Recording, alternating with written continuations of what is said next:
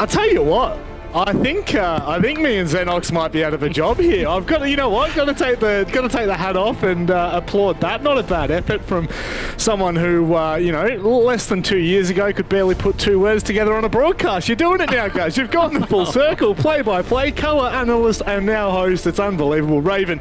It's good to finally be back on the casting desk with you. Let's be honest. But how are you feeling about this one? T1 reject. That conversation's still up in the air. Yeah, no, look, I'm actually super excited about this. As we said, there's a lot of pressure on T1 right here, not just because they're trying to retain their APAC spot.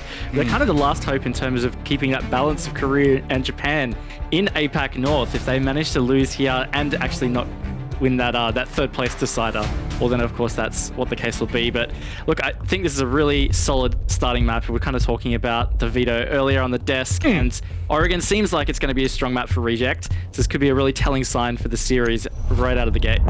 It would be great if it does end on bank. I'll be completely honest. To see this go the full 3, it would be nothing but deserving in that factor. So, look, Flores banned out to begin with. Nothing really to write home about there. I think generally it's either going to be the Thatcher or the Flores. Second ban, I will be interested to see whether we see something spicy. Maybe a Maverick ban out here. Maybe it's just going to be the second Thatcher. Okay, so that is not spicy by any means, but it's going to make the life a little bit more difficult for the attack.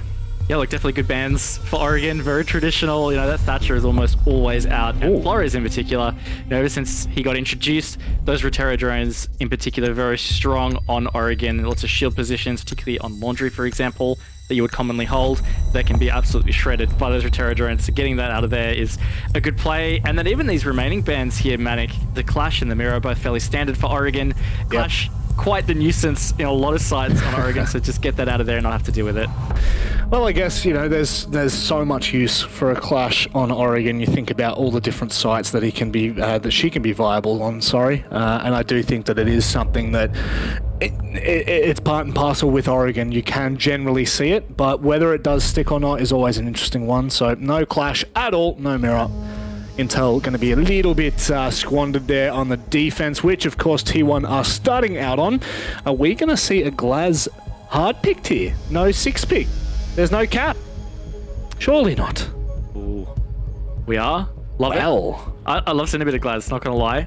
Always been a Glaz fan. But, you know, we see it pocket picked on occasions on sporadic maps. It never seems to be for any particular site or, you know, a very specific strategy in terms of like a regular take. It's just more that maybe there's a little play they want to make with it, or I don't know, it could be the nades. I think he still has nades. My god, I'm starting to lose track of some of these shuffles of secondary gadgets. But no, look, I'm really keen to see how the Glaz plays out from window. And outside of that, fairly standard lineup. Loving the Dokkaebi pick as well, actually, from Salty. So this is already quite an interesting lineup, in fact, from Reject. Well, one thing that we know from the Japanese region, especially, you know, covering the IJC, was the fact that Dokkaebi was either banned out in every single match or was frequently played. So obviously there's a meta within, you know, a sub-region in Japan that really does favor that type of playstyle. So let's have a look what impact that will have as we now lead into the first round of what will be a deciding series for an opportunity to play APAC North. Reject will be as hungry as ever for that. T1 obviously looking to go back-to-back years and seasons, and Salty starts out with a really crisp shot on the fancy. That's not a great start for T1. Yeah, that's not a great start for T1, and obviously a great start for Reject, and I think if anything, that's going to help Reject a lot. You know, they're coming into this as the underdogs. Again, probably not much expectation on them, but always feels good to get such a strong start. There we go. At least on the side of T1, they've been able to find that trade. PJH up at the top of the big tower here on Oregon. He's going to rotate back on through to Attic, reinforce that off. He's just going to slow down the progress here for Reject. Look, if the first 50 seconds are a sign as to what's to come for this series, I'm strapping myself in, because quite literally, you know, 2 early kills, one really being a spawn peak and the other just being a delayed spawn peak at that. I am excited to see how this one will pan out. Reject at the moment taking a fair bit of control of the eastern side. They've got a main point in Trophy, and now all the util dump comes in. How much more is really there to deny what they've got on the other side? Window toying with trying to find the peak here. Nice. Otan GG's found another one. It's kind of off camera there. Yep. Giving Rejects that man advantage coming into the second half of the rounds. Just under 90 seconds to count. Maverick holding a nice tight angle in towards Attic. This has been a really good setup from Rejects. They're pushing T1 into some tricky positions. And if Crazy Boy, for example, doesn't get a pick out of this, then I think Rejects could be able to run over the top of them. I love this. Crazy Boy just flirting with the thought of maybe going for that peak, but Tardaniki backs off the angle, completely allows Closet to be scot-free. Now, whether that will play an impact, we'll have to wait and see. T1 now playing on the further side of that site. They've got the back of bunks, the back of kids under control, so they're going to allow Reject to kind of tempt fate a little. Attackers have located a bomb. T1 just remaining spread out. EJH retaking the top of white here. Might be looking to go for a bit of a flank downstairs. He's going to have to time this well because there is only 40 seconds to go. And Crazy Boy, he's found a pick onto Tardaniki. Didn't look in the right direction. And already T1, they might have found an opening. Oh, 11 does manage to find Take coming back through pit. Nice little double there. Window on the Glaz. 1 versus 2. 20 seconds on it. There's a player underneath and a player at the back of kids. As long as they hold these lines, this should be near impossible to be able to pull out from window. Gets a little bit more aggressive. In fact, sorry, no. PJH had actually come back up into dorms. My apologies. Or into bunks.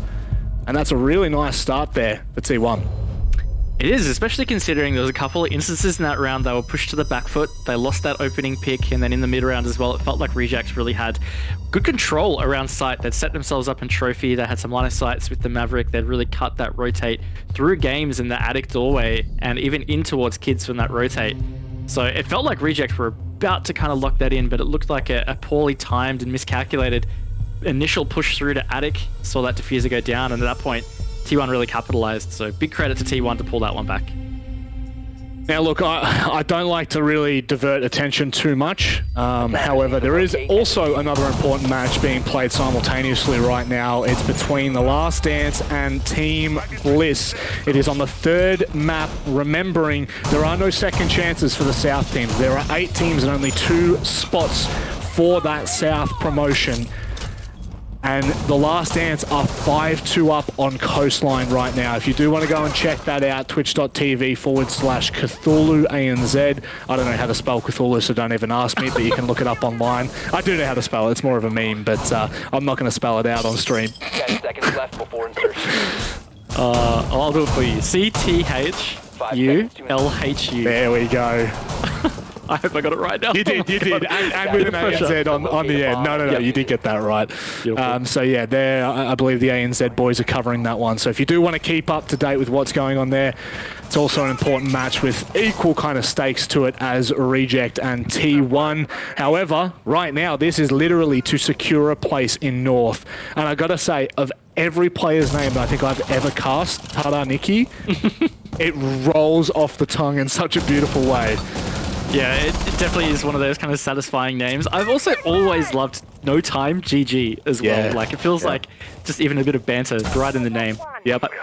Look, this is some good little progress early here from Reject. There was some aggression on the rear tower stairs there. It was from I11. Now, he has certainly had a fairly decent 2021, even though T1 themselves didn't. He had some really big matches and can really show that he is a potential up-and-coming impact player if he's on a consistent team. So certainly, if T1 manage to lock in some form, expect I11 to pop off here. Yep. Well, this could be ambitious. 11 looking to potentially catch that player moving back up the stage. It doesn't look like he's going to stick it for too much longer. Backs away to safety. And the safety that they shall be able to hold. Tardaniki then finishes off the job at which he first started.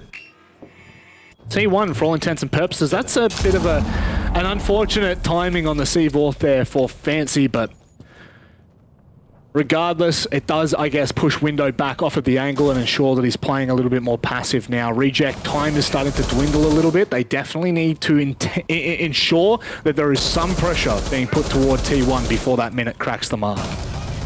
Yeah, definitely, because Crazy Boy, he's still set up here in the elbow as the smoke. And you can see also he's still got 3 Toxic Babes in the pocket. Now, coming into the final minute, that's deadly. If they want to try and push Bunker, even Pillar, if they don't put the pressure in Bunker, he can smoke out Pillar. Either way, there's a lot of flexibility there on the defense for T1.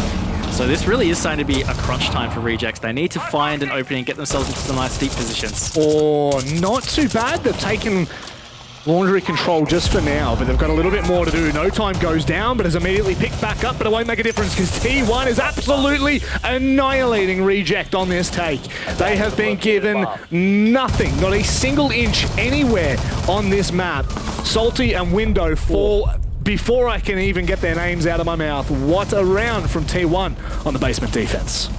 Yeah, absolutely huge from T1. Never in doubt, honestly. Like, they just looked solid. Didn't give away any picks. You know, I11 was toying with it around the big tower, but I like that he just kind of shot the drones and pulled away. Didn't over-aggress, didn't overextend. That really could have changed things for Reject, but, you know, we were talking about it as it came to that last minute. Reject had just really failed to take the right amount of map control for that point. You know, they'd done a good job taking meeting. They had electrical hatch open, but that was pretty much it. They needed to get more control around pillar, around bunker. They tried to push deep to freezer, but that got fragged out by T1, and that was pretty much all over at that point. So look, this has been a really good start from T1. These first 2 rounds have been really good. Been convincing, and that's an issue for Reject that they will need to address, right? It's all good and well to, you know, have the rounds kind of slip away as long as they're being competitive, but honestly, with the way that T1 have approached these first 2 rounds, we do need to see somewhat of a response from Reject. I gave them a good look in. I really did back them in for this one, so I need to see that glimmer of hope. I need to see that moment where we really look to them and go, yeah, that's what we've been waiting for. That's what we've been looking for. And I guess that really will come down to a lot of the conversation that we have with this APAC North bracket, which is how much damage can the teams outside of APAC North really do. You know, we do look to the Sengoku, we look to the Reject, which are the only 2 teams left outside of the 21 North season in this promo relegation tournament. And I mean, we just saw what happens when Sengoku meets Fav in a tournament where it is, you know, all on the line. So I'd hate to see it double down here, but it does look like T1 have started out with the right mentality and the right approach. There's also a point too that Shin made, and that is that, you know, these teams that are defending their spots, such as Fav and T1, they really have all of the last 3 months really to have prepped for this single BO3 that can help them re-qualify, whereas the other teams, you know, they've had to continue to try and qualify through the various leagues or pathways they had to get here. And then they also had to play yesterday. So yeah, there's definitely more going for those defending teams, but at the end of the day, like, Fav had a strong result, and so far T1's showing pretty strong in these first couple of rounds. But look, I think Reject still just probably need to settle in. There's some good opportunities ahead for them in this match. Very much agreed. And it's always a marathon, especially when you're looking at a best of 3. And, you know, Clubhouse, which is our second map that will take part, I'll be keeping a keen eye on. But look at this, I really love that confidence from Window. There has to have been some really solid droning to know that there is no one either at stage or at the kitchen door to shut that push down. So Reject so far have taken a very solid amount of control. They're looking good now. Crazy Boy is going to start to be under a bit more pressure here in meeting these line of sights open from the big tower. He's going to have to play just much deeper. And you can see Reject, they want to try and flush him out. There's really good time management as well. They've still got over a minute to try and solidify these positions. As long as Window doesn't get re-aggressed at this doorway, he can kind of hold Kitchen at bay. And that might be almost ready for a plant. That nade could have been huge. It could have been. At the very least, it would have, you know, dealt with that that shield. It's not to be now. Salty looking to make an opportunity here that could look like a bit of an opening from the heavens above. Take in the meantime takes a bit of damage, but it's no time that ensures the kill on the Crazy Boy. T1, it's slipping away from them right now. That nade could be good as well. Depends where it lands, and it is. I11 is taken out with little less than no response. This could be flawless from Reject, not just in the way they keep their players alive, but in their approach that they have taken, and it damn well is. Reject with a nice 3rd round.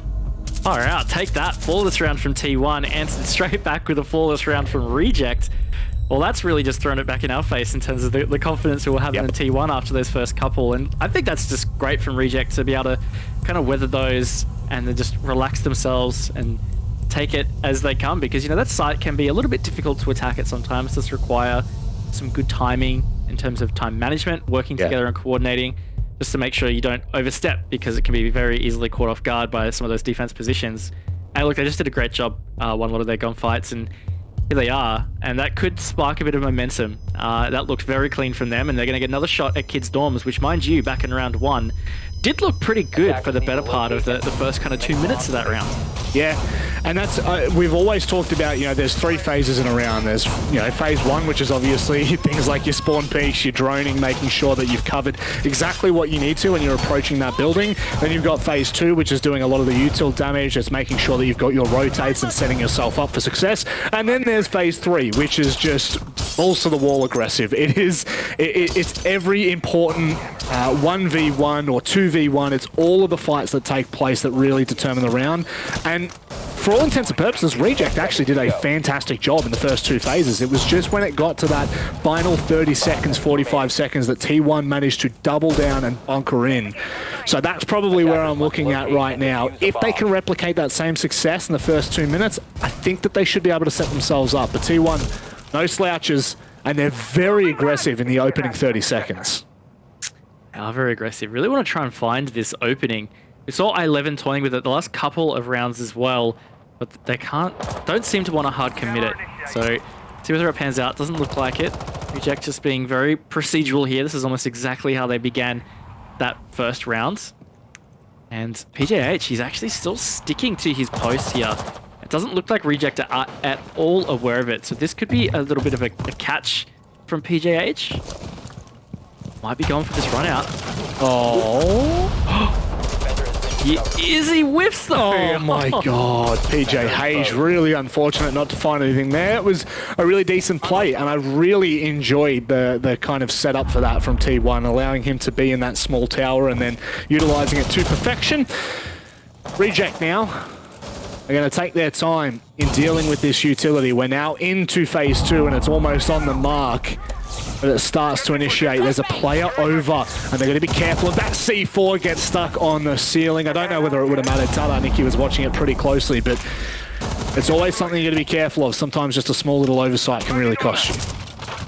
This has again been pretty good time management here from Reject as well on this attack. They're getting set up nicely. They haven't found a pick yet though. That's the biggest difference between this round and round 1. They did manage to find that opening pick a lot earlier.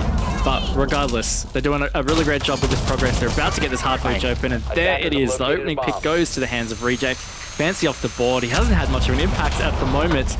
And now Tadaniki, he's made light work of that game's wall.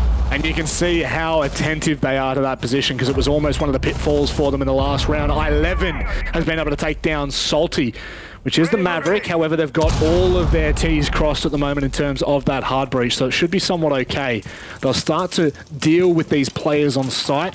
Hopefully, the utility has somewhat been dwindled and kind of diminished in that aspect, but there's still a fair bit for Reject to get done here in a 4v4. Definitely is, and only 40 seconds to go. This is not an easy site to kind of just duck in and plant. You've got to go deep and you've got to be well covered. So they have to be very thorough here in this setup. A Syria gate has been redeployed. That is going to require some extra utility or a drone to be able to clear it. Tank it, which means they're going to have to lose some HP. And now time is really just starting to not be their friend at all. T1 sitting comfortably back in these positions. They're going to try and milk this clock. They've gone straight into games, which has been a big call, knowing that they've got that kind of line of sight all the way through toward the pit position as they swing around. What a shot! Oh my god, T1! Clean house! What a retake that is! That was clean, actually. Like, that was insane. They just held to their positions so well and coordinated the little push to shut down the planter. Now, of course, the plant did go down, but regardless, it was just super clean, tidying up all the people holding. So by the time the plant had actually gone down, actual no chance for the planter to really kind of get up and save face. So that was absolutely insane from T1. Very clean from them to take the lead out to 3-1. An instant retake. I guess, you know, so much of this game has changed, and a lot of the discussions that we have with pro players has become around, one, the mentality that you bring into the games, but also two, it has given a huge emphasis to winning your ones, and T1 do that absolutely perfectly there. Every single one that was isolated, if you're looking over at pit or maybe even into games there, hitting that shot through that small little murder hole created by the Hibana. It's all of those small factors there that really open things up. And now we're going to see T1 go to what was their most convincing sight of all so far. You think about the approach that Reject had down in basement, and T1 had every avenue covered. Reject as well, you have to remember, literally attacked from blue, from rear stage, from freezer, and from laundry. So if T1 aren't doing exactly what they need to be doing, if they're not coming on point, there is always that chance that that gap could completely open up and just tear through the defense. So I'm very much looking forward to seeing how Reject decide to attack this one. Yeah, certainly need to take some key learnings from the previous round or previous attempt, because it really did not go that great. Loving the Monty from Salty though. Yep. Of course, we have seen that play a lot of impact for some of these APAC teams in the past. You know, teams like Invictus Gaming certainly come to mind with Lumental in his Monty plays. Maybe this is what they need. Maybe it's a communication thing. Feel like they didn't have enough intel in front of them. That can often really stall out a push if you're not great with your drone management or just not able to get the information you need. So the Monty is a good way to secure that. You just straight up face check it with a big shield in your face and you get that all sweet info. Really loving this. It's kind of, you foreshadowed it and it's happening as you're saying, really just taking control of rear stage there. And it's important to take control of those staircases, otherwise you're really trying to deal with so many different avenues. Fancy, this could be a massive C4, it's gone over the backside, but Salty manages to rotate in the correct manner. No one there to follow up from T1 either. I really like that C4. And again, it just keeps him honest at this point. However, there is no more utility in terms of, you know, explosives that can really do the damage. Actually, no, sorry, I'm looking at the impacts now of PJH, but I dare say they're probably going to be held on for a little bit longer. So, as much as Reject have taken some space here, they also haven't forced T1 into an uncomfortable position or even forced them back at all. Alright, and still 90 seconds on the round, so they've got a bit of time here. Tadaniki's now got the electrical hatch open, so some really crucial line of sights in towards bunker and just, again, pressure on towards site. But this is what happened to them in round one, and they really failed to get it past this point. T1 are just not going to give them that inch. They've got to try and force something to happen here. They've got to find an opening and be able to take that next bit of map control. And in this final minute as well, Raven, this is where we get to see what Reject are trying to achieve. We get to see where those players are lining up. We get a good kind of story as to how they're going to approach this. It looks like Salty's being pushed at the moment. Fancy trying to find the shield break. He's not going to get it as well. Or the pistol gets brought out. Take in the meantime manages to find a kill, but he does get taken down. So it's a 1-for-1 piece with 50 seconds left. Reject are scrambling to try and find an opening. They really are scrambling. It's a great choice of work there, Rob. Fancy as well. He is just trying to really battle with this Monty. He's pulling him on these stairs. Can't find the opening he needs. And he's finally shut down by Salty. And just like that, T1, they've fought up against Reject. 2v3 in favor of T1 though in this final 30 seconds. Certainly his attention was taken away as they were forcing that Monty fight. Someone was able to drop into electric, however it didn't last for too much longer. Crazy Boy, does he get back in time? Is the reinforcement out? Salty decides to push in. It's denied that entrance point, so at the very least there is a soft wall to play from. No time, GG is running out of no time. Holding as tight to the line as he can, but I don't think this is even near achievable. T1 once again with a convincing basement hold. Yeah, really good from T1, and something that I'm just continuously impressed with them so far on Oregon is they're just not giving Reject that opening. Outside of that first round where there was a bit of a cheap kind of early opening pick in the hands of Reject, T1 are just, they're not overextending and they're really playing into their strengths. They're holding great positions and they're recognizing that Reject are kind of stalling out. They're taking that additional map control. They're not hard pushing out bunker. They're really slow at clearing out elbow. Yep. They're not really taking pillar that effectively. Even with the Monty, they just, like the Monty was looking at pillar for a good 90 seconds all by himself, something like that. So I just really like that T1 are keeping it chill. They're just playing to their strength and it's got them here to this 4-1 lead. Now, we do have to take a small moment, Raven, because I think we were all expecting a bit of a different storyline here. We will light a candle, but first we will say if you don't want any spoilers from the other APAC South matches, please mute the stream, you know, close, put your hands over your ears, whatever you want to do, walk away from the stream for a second. Unfortunately for Australia and for OS, Team Bliss have been taken out, but it does mean a huge up for the Last Dance. They now go on to face Order in that upper bracket. And Raven, we could probably take a small moment to talk about that. I think that all of us on the desk would have expected Bliss to really be facing Order in that upper bracket. Yeah, look, definitely expected. They had been such a strong team at OCN all year, like really tracking in the top kind of 3 area consistently, and they had been very confident coming into the APAC promo relegations. They have been boot camping at a HQ. You know, we really felt like they were going to be their best form, but nope. That's it. In this BO3 against the Last Dance, just hasn't come out their way, and that's just how it is sometimes. And it is not the only team to face it like that in the promo relegations. No, it is the way the cookie crumbles. And for those that don't keep a close eye on the no way! For those that aren't keeping a close eye on the stream, Take gets his head absolutely ripped off and obliterated there. What a catch! I believe it's Mandy who's on the obsticks today. Solid job there. But just going back to my previous point, I do think that, you know, for those that have kept an eye on the O scene, it is a very huge disappointment for Bliss, and I'm sure they'll be kicking themselves at that. But regardless, the show goes on, the story does too. PJH, I should say, was looking quite antsy for a second there down kitchen hallway, but instead has decided better of it and is backing away with those smoke babes in hand. Bomb located by attackers. Rejects certainly had some comfort on the attack this time, or previously on this site, but they've lost that opening pick on Take, so don't think it'll have a massive impact being it was Twitch, but regardless, they're still playing from that man down. Does give T1 that opening, and I11, you know, he'd been hunting for that opening pick quite a few rounds, so he has finally got it. Regardless, Rejects doing a great job progressing this attack. Opening up the stage wall is certainly going to help them set up for the plant, but Salty, he's on a bit of a mission. Going through towards the laundry stairs. Crazy boy, he's deep with this C4. This could be huge. The Glaz right around the corner could be the victim to this. Crazy boy tries to go for the throw. That's a really good pickup. That's what we call doing your due diligence, droning ahead, making sure that you know exactly where these players hide. C4 in hand. Waiting for that time. C4 comes out, but it's going... No! I thought Window would have been waiting for that, but instead he just falls victim to an explosive in his face. Salty coming up through the basement is shut down. No time, can't get anything done. And Tada Nikki, as much as I love your name, a 1v4 does not seem on the cards. Could be a very sweet 1v4 here for Tadaniki, but the positions that you see T1 here holding, it's going to be really tough to contest. There's a lot of info that can be called out from various teammates. He's not going to be able to just sneak to site and try to go for a comfortable plant.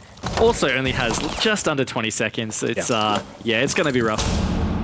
I don't mind that little rotate across, but literally every single way you walk in, you are going to be caught out. Whitey first half from T1, shutting down any thought of this discussion on Oregon. It's 5-1. It is 5-1, and T1, they are really running away with this. It's just been such a strong half from them. Of course, maybe it's just the defended nature of Oregon. It doesn't feel like that, honestly. I think just the way that T1 have adapted to Reject's playstyle has been really great. You know, I was kind of praising them for their passiveness in a way for some of their defense rounds, but that last one, I think they identified when Rejects got that single flawless victory on that site that maybe they played too passive, so they dulled it up. They play a little bit more aggressive this time around. They found themselves that opening pick. They were playing deeper in towards stage, got the C4 kill. They swung breach, you know, they actually played into that kind of window of opportunity against Reject, and it worked out really well. So the adaptation we're seeing from T1 already in that first half has been great. And it's what we really, when you think about this tournament, you think about the consequences or the rewards. You know, you manage to win. You are well and truly booking yourself a full season in APAC North, and those are the kind of teams that we want to be seeing. Teams that can adapt on the fly, teams that can change their approach to a different site on any given round, depending on operator select and, of course, different approaches from the attacking side. So already T1's storyline looking much, much better here, as Reject are really, really praying that they can get something done. To fall on your own map pick when Clubhouse is up next doesn't instill a lot of confidence. Definitely doesn't. And look, oh, bit of a rush here. Just straight down? Yeah. Yeah, straight down Laundry Stairs. Here we go. Okay, got no problem with that whatsoever. T1 looking to get this done and dusted nice and quickly. They've already pushed into Laundry, but Tadar Nikki on the other side with a shotgun will shut down that player pushing in. And a second as well. Yes. Crazy Boy is going to have to hit some crazy shots. Where is Fancy? Where is his Robin to the Batman? He's nowhere near him. So there is so much work for T1 to get done here. This is certainly going to give Reject a moment to breathe, an opportunity, provided they don't get too ambitious, and they aren't. They're taking their time here. Going to be closed out in less than a minute. Reject with a nice response to a push from T1. Wow. I mean, look, great call to go for the rush.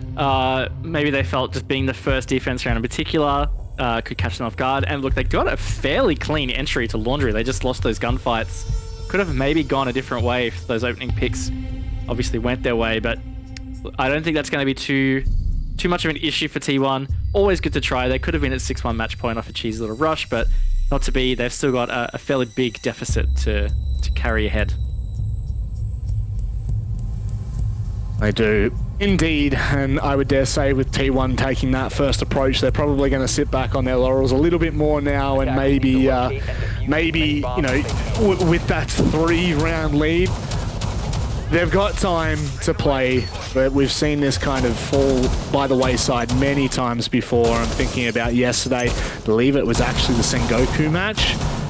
Maybe I'm going crazy. Maybe it was the upper bracket with Roffle. It was two. It was two. They had 4 or 5 match points, and I believe it was on Oregon too. So we know that leads can very quickly be brought back. And Oregon, look, probably isn't a 5-1 kind of half to your defense, but it certainly does favor the defense. So provided Reject can kind of buckle up here, T1 might be in for a bit of a ride.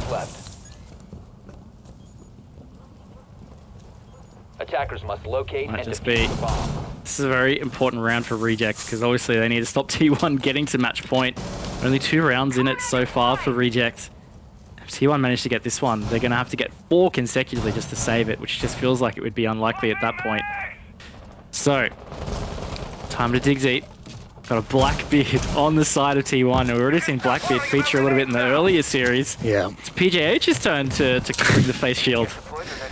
Yeah.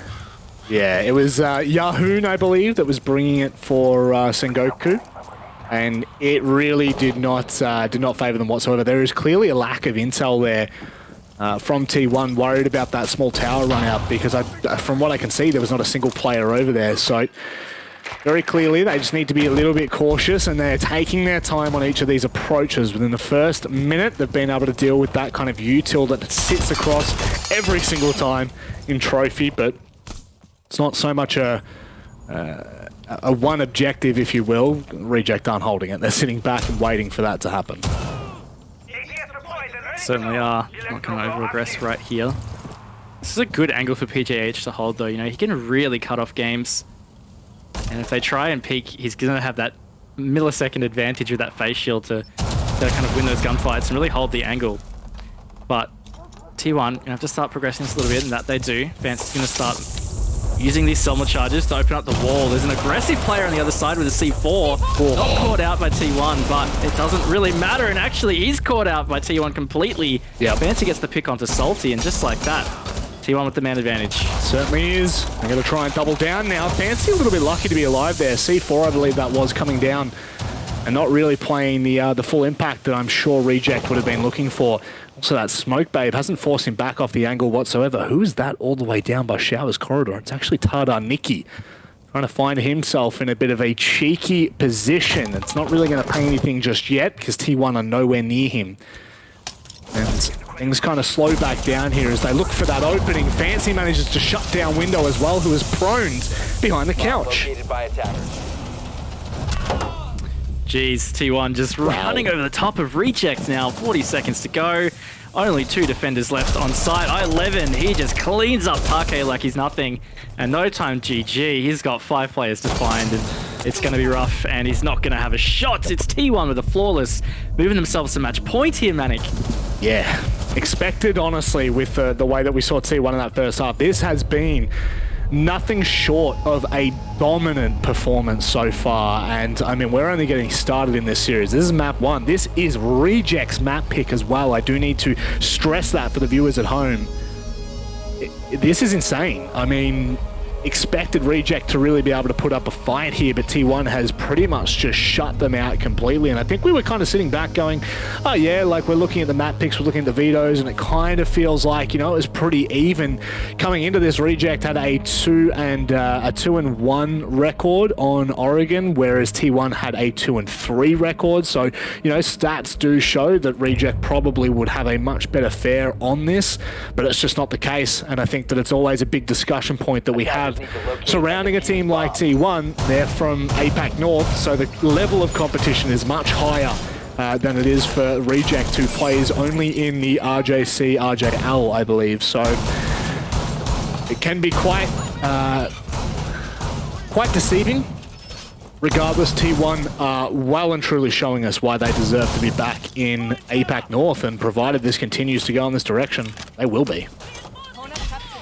Definitely, this has been a really good map, and honestly, of all the maps in the video, I felt like this was Reject's best shot. You know, the guys on the desk also said if Reject's to win the series, it probably needs to be a 2-0. So this is really a rough result if it continues to go this way, is the 7-2, 7-3, whatever it may be in the end. Reject, though, like I was prefacing in the previous round, they do have 4 consecutive rounds that they need now just to save this map, just to push to overtime. It feels like it's a little out of reach at this point. Yep. It's the only way to put it. It is and does feel like it's just kind of diminished any opportunity for Reject to take this first map, and, you know, the series maybe with it too, but we're not going to get too far ahead of ourselves. We've only got right here and right now, but trends are very much being set here. T1 really showing us the kind of prowess that they have on this roster. And I mean, you look at the frag department, it's just, it's a really solid performance pretty much from all members on T1. And Fancy, although he's only got 2 kills, we've seen him a number of times playing quite a large impact on those defensive rounds. So everyone chipping in here. The Dorm's defense for Reject, with window actually extended into closet, might catch off T1. Have to wait and see what that due diligence is truly like. Yeah, very cheeky from window. Reject just kind of throwing everything that they can at T1. Arakaze, though, not overextending. This is a pretty pivotal part of the round, but also a bit of a slow progress from T1. They're being very cautious, maybe predicting here that Reject were going to dial up the aggression and try and make some of those desperate moves to change the tides. Very much aware that this Aruni is playing in the closet. Yep. So it is just a matter of time in this pinch. You see the yellow ping. This could be huge. Certainly could be. Biding their time as well and waiting. Window. Poor. Magnets. How many more will be in there? How much more protection does he have? The Sawyer gate. It's back up. And it's just wasting so much time. T1 can't get this done right now. Really, this has burnt far too much time, Raven. Really has. 50 seconds to go. It's going to be a bit of a rough execute. That being said, there has been some progress already made on their behalf for them by the defense. It's a good refrag from Crazy Boy. But again, this time is not really on their side. Reject still in some really good deep positions. They can hold some crossfires. And this 30-second execute is going to be pretty tricky to pull off for T1. Smoke bait to cut off that closet rotate as well. That hasn't been reinforced. Fancy on the big window. A lot set up here for Reject. Almost the analogy of all the bases are loaded, waiting for that home run hit to knock it home, but it's Taraniki taking down 11. Things are starting to fall apart here for T1, and it looks like PJH is the only member standing. He could win this right now. No time, can't get it done. PJH closes it out early here for T1. They're 1-0 up in the series. What an unreal map from T1. Look, I'm going to eat my words. We felt like Rejects might have the shot here. I said that T1 would probably have to have their second chance in the third place match tomorrow. I mean, look, the series isn't over, but I tell you what, that was a convincing Oregon. Absolutely dominating. 7-2 victory. Yeah. Just If that was a meal, it wouldn't have touched the sides, Rob. No, it really wouldn't have. And, you know, we've got so much more to come for Reject, or so we hope, because T1 are really putting in some solid work here on Oregon. I mean, I feel like we only just casted like a couple of rounds. That was absolutely insane. But the dominance that has been shown from T1 really does give you hope that, you know, it's going to stay 4 Japanese teams, 4 Korean teams in APAC North. I don't know if that's going to happen or whether that's even logistically possible anymore with the announcement recently. But look, regardless of what happens, I think that we've got a pretty decent game on our hands for T1, but Reject have to show